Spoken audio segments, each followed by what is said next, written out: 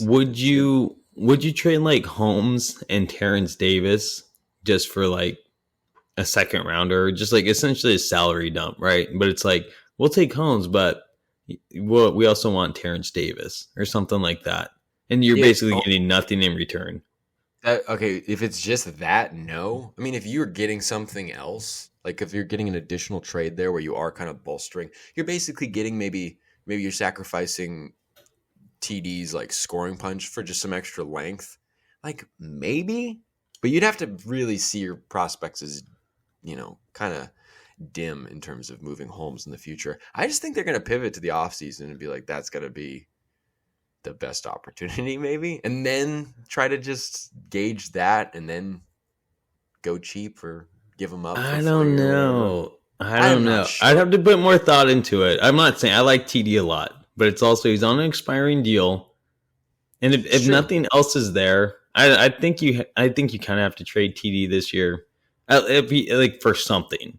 Like, and if you can somehow dump Holmes's contract off with like TD to entice them a little, I don't know. I Yeah. would, and if No, there's that's a nothing great. else there, I'm like, because I mean, I don't know. I just don't see Holmes. I mean, I can see Holmes getting moved in the next 2 years, but I mean, shoot, I'd really like his contract off the books before the start of the offseason, or before the start of free agency, because that's Mhm. when the Kings can start making moves, obviously, and he's going to be eating up cap space. So it'd be interesting, but it's I something I have to agree. think about a little more. But if there's Yeah, nothing else there, might as well.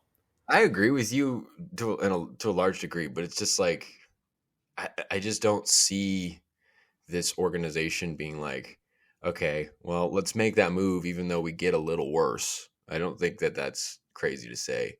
I don't know. I don't know if they want to swallow that pill and take like even if they are, and I totally agree that if they do that, you're setting yourself up for an off season where you can really load on and come guns blazing the following season. Still break the playoff drought, all that stuff. But the organization really doesn't want to make it obvious that that's the idea. They're like, it doesn't really work for the whole let's win, Vivek thing and what they're kind of doing. I guess what I'm saying is just, well, that would probably pay off. I kind of don't see them doing that. Is that crazy? No, I totally hear you. I Yeah. mean, yeah, I could definitely see them being like, no, like he's an important part for us. He's going to come up big in the playoffs as that third shooting guard. I mean, he's an important player. He's a good player. So I could see him not doing it too. But I could also see him like, well, we're not poised to make a deep run.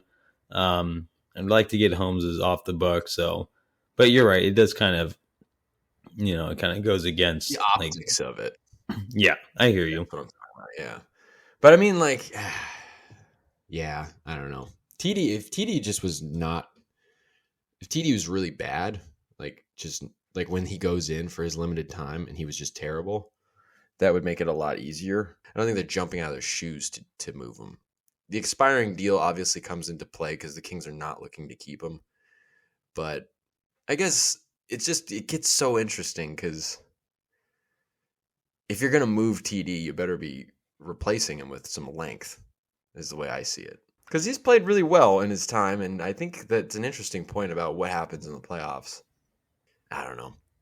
It's hard to really gauge because this team just kind of like Mike Brown gets asked by Jason Anderson after the first Houston game, like, "Hey, trade deadlines this week. Like, what are you looking at anything? You got your eyes on anything?" It's just like, I like the team the way it is. Like, oh, of course you do. Like, of course you're gonna say that.